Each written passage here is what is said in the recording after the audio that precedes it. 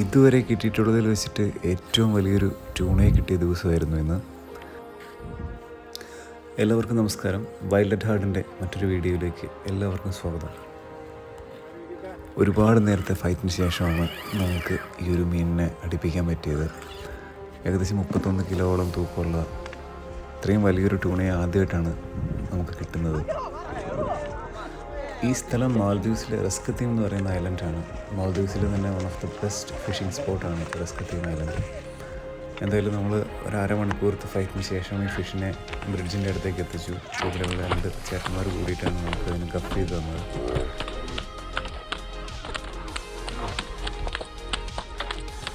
മറ്റൊരു ഫിഷിംഗ് വീഡിയോയുമായി കാണുന്നത് വരെ നമസ്കാരം.